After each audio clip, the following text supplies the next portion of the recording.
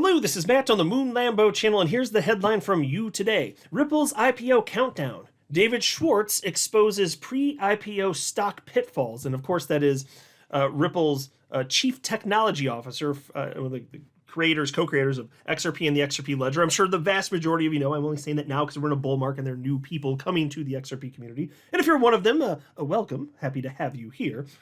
So this was interesting to me. So this actually, the headline that this stems from, it actually goes back to November of this year. Here you can see from the Crypto Basic a November 4th headline. Former Link2 executive sues firm selling Ripple shares for fraud, market manipulation. Now, when this story broke at the time, I thought about covering it on my channel, but it's not technically XRP specific, so for that reason I held back. Plus there wasn't, I don't know, if it were something XRP specific I would have covered it no matter what, but it's also the case that there are a lot of accusations, let's say, and there's no way for me sitting here as a content creator on YouTube to know if the allegations are true or not true, but they're very serious. They're definitely very serious allegations. There's no question to that. And it revolves around a firm called Link2 that I'm sure many of you have heard about, if you're in the XRP community. And I'm not a customer of theirs, but they've always been very friendly to the XRP community, which isn't surprising because they do sell pre-IPO shares of Ripple, the company.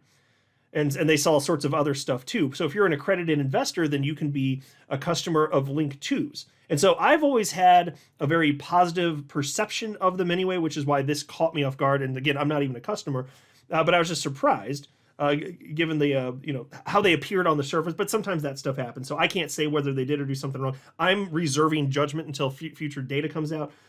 So this is not some sort of attack thing on them or to hold them up as holier than God. It's neither. I'm just reporting. I'm reporting on what's being stated here, and I'm going to have to set the table properly with this to lead into this new piece here where David Schwartz is sharing his perspective. Now, you'll see when we get into this, as far as David Schwartz's perspective goes, it was interesting that he wasn't defending Link2, and not that it's his job. That in and of itself isn't. But what I found interesting, and you'll see what I mean when we get there, is the way that he was wording things. It was really primarily about due diligence and how to protect yourself. That stood out to me. So Link2, who has always been very pro Ripple, very pro XRP, friendly with the XRP community, these serious allegations come out. And then David Schwartz, what we're seeing from him, and maybe I'm reading too much into it, or not enough, I don't know. But it just caught my attention that at least the first thing I publicly saw him say about this, and maybe I've missed some other comments from him, but it's a watch out type of post. And so it wasn't an attack. He's not accusing Link2 of anything, but it's just the tone of it. But let's go ahead and jump in to set the table here properly, because you do need to be aware of this before we get to all of the latest here. So again, here's the headline from November 4th. Former Link2 executive sues firm selling Ripple shares for fraud, market manipulation. Gene Zaroti, former Link2 chief revenue officer, is suing the Delaware investment company and two of its executives for multiple claims, including fraud and market manipulation. Zaroti filed the lawsuit in California's Santa Clara County on October 7th, 2024. Although the lawsuit was filed a few weeks ago, the development only recently reached public knowledge. Notably, prominent XRP community member Crypto Eddie called the public's attention to the case yesterday via a post on X. Now, for context, the lawsuit was filed by Zaroti, a former executive of Link2, who claims the company wrongly sacked him for raising concerns about its violation of compliance requirements. Okay, and so, again, there's no way for us to know as observers on the outside. I'll track the case as it unfolds, and I'll let you know when there's a development. It's probably going to take a long time, as legal proceedings do. So you could argue that, hey, maybe it's just the case. This is a disgruntled employee. He was let go, and he's making all sorts of accusations.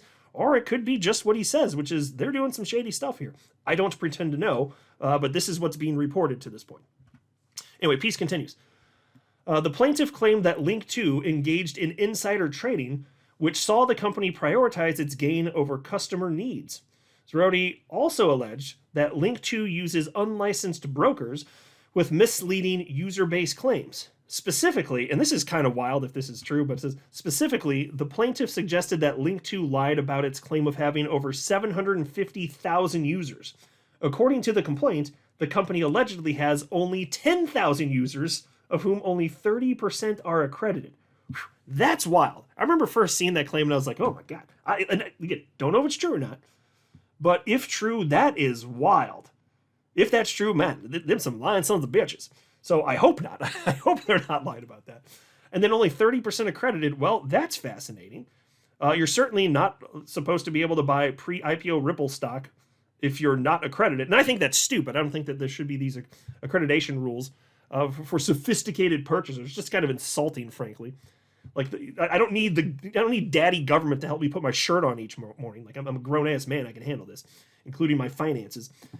But only 30% accredited when you're supposed to be accredited if you're buying this pre-IPO stock.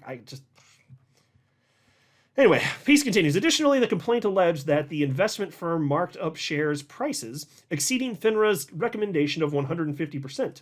Notably, Link2 allegedly uses a unique algorithm to increase share prices with each sale.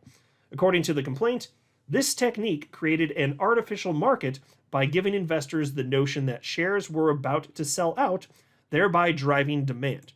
And so there's a list here from Crypto Eddie. She posted this. I'm not going to read through all of it just for the sake of time, but if you do want to read it, hit pause right here. This was her comprehensive list, which she actually posted on November 3rd of this year. But that brings us to where we're at right now. David Schwartz chiming in on this. So the headline here, Ripple's IPO countdown, David Schwartz exposes pre-IPO stock pitfalls. Ripple's long-anticipated journey toward becoming a publicly traded company has kept the XRP community on edge. Although discussions around a $30 billion valuation have circulated for over a year, the path to assessing stocks remains a point of interest and controversy.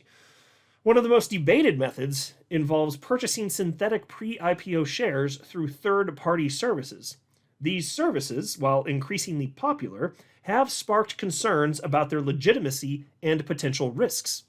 Recently, the XRP community has been abuzz with discussions about the ethical and legal implications of these synthetic products. Critics argue that investing in such offerings resembles speculative gambling with little oversight or transparency. David Schwartz, CTO of Ripple and a key figure of the company's founding, has entered the conversation with his perspective on the matter, which leads us to his post on X just several days ago. And so this is interesting because, and again, I might be missing something. I'm not a know-it-all, and just sharing with you what I do know to this point. To me, it looks like unsolicited, he decided to jump in, and it looks like it's, and obviously, like he comes across like the nicest dude on the planet. I've never met him in person, but it looks to me like he's just trying to look out for people and be like, hey, here are some things to be aware of, basically. But there's nothing. And again, maybe that's just from a professional perspective. It's not his job. He doesn't have to jump in and defend. But that in conjunction with the overall message here, which is, hey, you got to protect yourself. That's the message that I usually see from executives at Ripple when there are outright scams and like Ripple or an executive at Ripple is responding to an outright scam. So I'm not claiming that this is that there is anything scammy here. I'm not claiming that Link2 did anything wrong. I'm literally saying I have no way of knowing, and I'm basically just sharing with you what's in the news and what's being stated here. In this case, by David Schwartz. And so here's what he wrote on this topic. A huge problem with buying shares on secondary markets is everyone else, the seller, the broker, wants you to pay as high a price as possible, and you are generally not entitled to any real disclosures.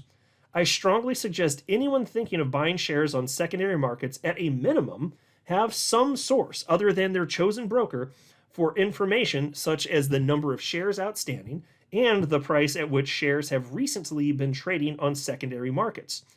Though I cannot specifically recommend services, Notice and Hive do provide data on secondary markets.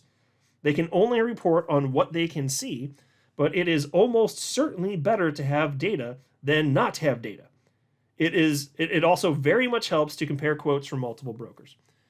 Yeah, and so the bottom one, that just seems like, that in particular seems very much like common sense, so I'm glad he's saying it.